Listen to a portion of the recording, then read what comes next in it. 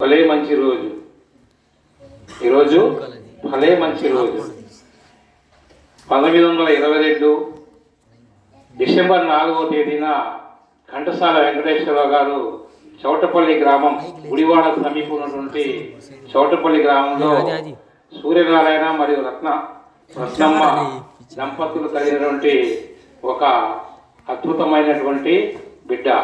వారికి దేవుడు ప్రసాదించినటువంటి వరం.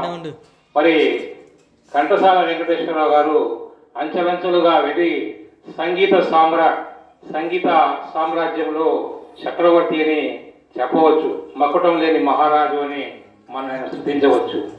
ఆయన దాదాపు 10,000 పాటలను తన మధురమైనటువంటి గళంతో వినిపించారు. అలాగే భగవద్గీతలో కూడా ఆయన అనేకమైనటువంటి శ్లోకాలతో అందరి భక్తుల యొక్క మనసులను దోచుకున్నారు. ఆయన తెలుగు భాషలోనే కాకుండా దక్షిణాది భాషలైనటువంటి తమిళము, కన్నడము, మలయాళము అనేక భాషల్లో కూడా ఆయన స్వరం మనం వినవచ్చు. అలాగే హిందీ సామ్రాజ్యంలో కూడా అంటే హిందీ సినిమాల్లో కూడా ఆయన పేరుగాంచారు. ఎస్పి బాలసుబ్రహ్మణ్యం అలాగే ఘంటసాల వీరిద్దరు కూడా మన తెలుగు చలనచిత్ర పరిశ్రమకు 2 నేత్రాలు లాంటి వారు. అటువంటి వారు 1974 సంవత్సరంలో ఆయన మన నుంచి విడిపోయారు. కాబట్టి జాతస్య మరణం దూరం, పుట్టిన ప్రతి ప్రాణికి చావు తప్పదు. మనం కూడా ఏదో రోజు చేస్తాం.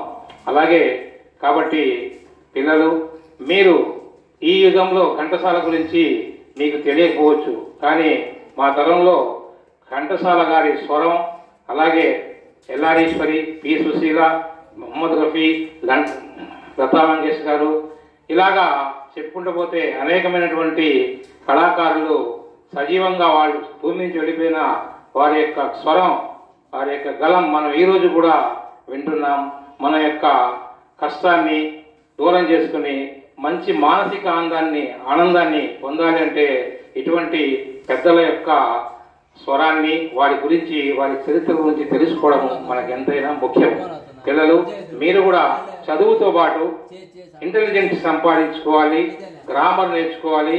అలాగే అన్ని భాషల్లో కూడా ప్రావీణ్యం పొందుతూ కవులు, మునులు, ఋషులు, అలాగే కళాకారులు, నటులు, గాయకులు, సంగీత సామ్రాజ్యాన్ని అయినటువంటి వారి గురించి కూడా మీరు తెలుసుకుంటే రాబోయేటువంటి మీ రోజుల్లో చక్కటి సంస్కృతి, మన వైభవాన్ని, గత వైభవాన్ని మళ్ళీ స్మరించుకొని మీరు భావితరంలో మీరు ముందుగా మీ మంచి బాటలు నడవచ్చు అని నేను వివరిస్తూ ఈ అవకాశం ఇచ్చినటువంటి నాగశ్రీ దంపతులకు నేను మరోసారి ధన్యవాదాలు ఇస్తున్నాను. Thank you sir.